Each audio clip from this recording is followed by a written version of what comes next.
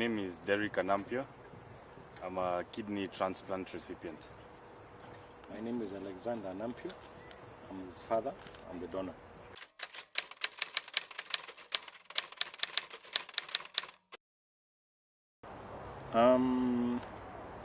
Took a number of days to a year, because when you go for a checkup in a hospital, until it's clarified, sometimes you think it's something simple. And when we discovered my wife that he had a challenge, we had to work on it and look for ways to get treated here or outside. We were debating between Nairobi and out of the country, because it wasn't easy. It's always a surprise when you hear your child has this challenge. So we started now talking to friends to find out how can we get the best doctors.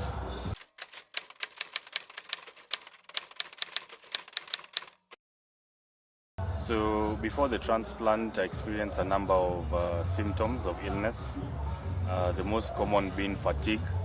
So if you used to work in 8 hours a day, usually after maybe 4 hours, you'd feel like you've been there for 12 hours. Fatigue was the most common symptom. The other two common ones was insomnia. So you try to get sleep at night, but it's not possible.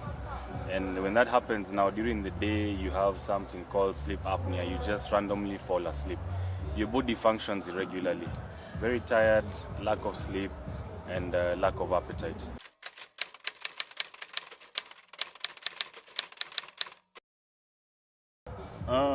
One thing, I believe a lot in God.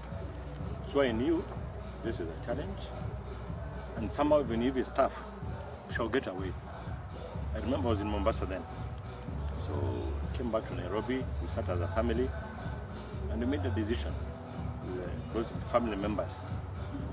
I always had faith in God. I knew something would happen, but like any other human being, we worry inside. But I had faith in God that something was going to happen to get him sorted.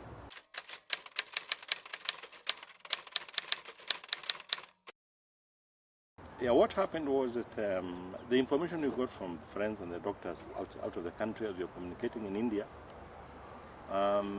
we were told the closest person is a father. Try with the father first and see. So I did blood tests in Nairobi and sent them to a doctor in India. It was positive that I was the right donor. So we moved on. We went to India.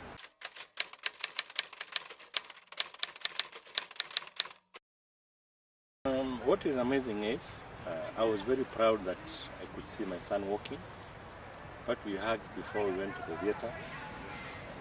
He's my first-born son, we're very close. I love all my kids, the same, but you feel accomplishment, you feel happy, and we thank God for it, because it's unbelievable at my age, you are giving something from your body to a younger person. And you remain healthy. So to me, that's something that I felt really great about.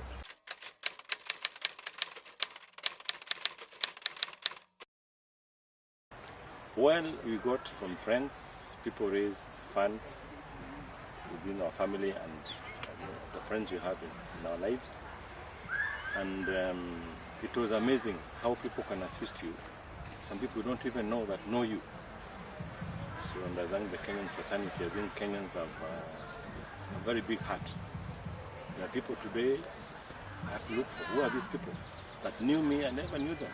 People that knew him, they didn't know. So it was really touching.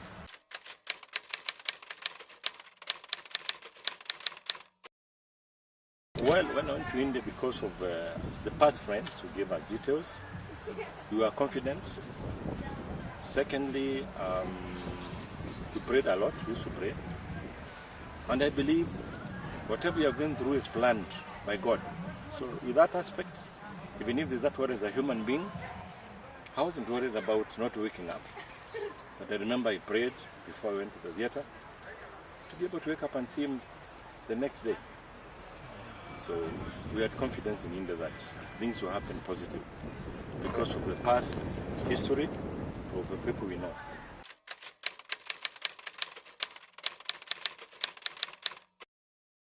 It was a very good feeling. Actually, the moment I opened my eyes, I had to confirm first if I'm still on this planet or I've moved to the next world, which we have no idea about. So it felt very good. I knew it's successful, and my immediate concern was how is my dad, my donor, despite me being here. So I also saw Dad, and that was my greatest joy, that it was successful. We both had a successful transplant. It was the best feeling ever, that this was actually done and succeeded, because it was new to me. I'd never heard of it before I had the diagnosis. And as much as I would know some things about medicine, this was one thing, you just have to leave your faith in God. So I was very happy to wake up and have health back.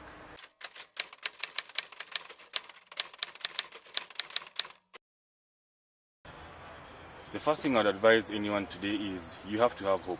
Hope is the beginning of everything. Hope gives you access to what you're looking for, whether it's information, whether it's individual, whether it's institution. You have to have that from within yourself first. That's the first fight that helps you overcome anything else. Second is ask people, because there are people who are willing to help. There are people who have the information, because in getting that, then you know the direction you will take. And as my dad had said, the Kenyan community they're warm, they're together. You'll always find a way out. So I advise, if you're feeling unhealthy, if you feel something is irregular from your normal body function, get it checked. Whether it's from a professional, whether it's from somebody who's undergone the same kind of experience, just ask. It's free, and the information can save your life. Yes.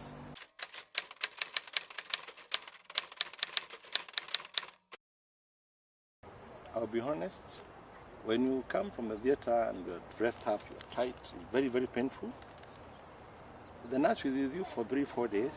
He becomes like part of your life because of cleaning, medication, talk, comforting you. They are very, very important.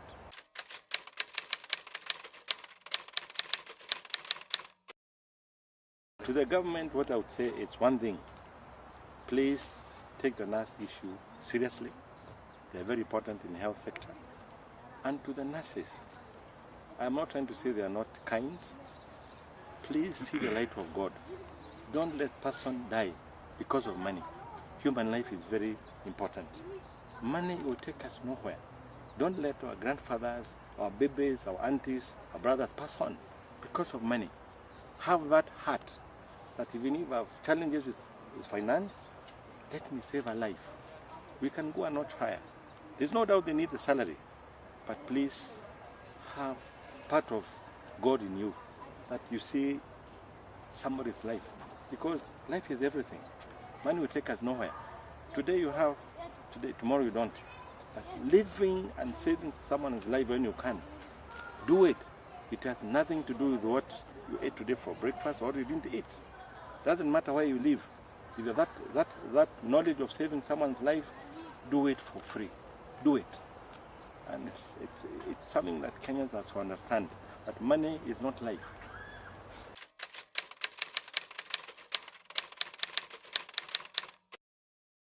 What I can always say is one thing.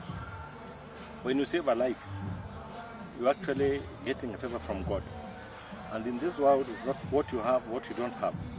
It's our duty. We are told to be a brother's keeper. There's no other way you can do it. Let's be other people's helpers. And the achievement of one in life is doing good things. And the legacy I think I would like to leave as an individual, remember to be kind and being honest with everybody and not to fear. And then have the government have facilities that are able to work with the kidney transplant, liver, whatever challenges people have. We have homegrown solutions that people feel confident about, because there's no doubt it's very expensive. And I should say we were very lucky. God took care of us, because it's not easy. When this happens, first of all, you have nothing to, you can't think about it. You think, where do I get money? Who do I see? Who are the best doctors? It just sucks you like that. But I had a lot of faith in God and my family and friends. And here we are.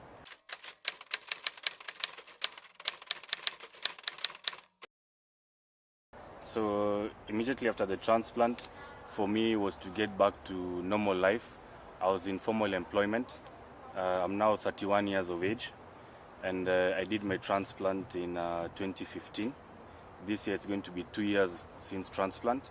So for me, my life has been now doing IT consulting, from formal employment to IT consulting.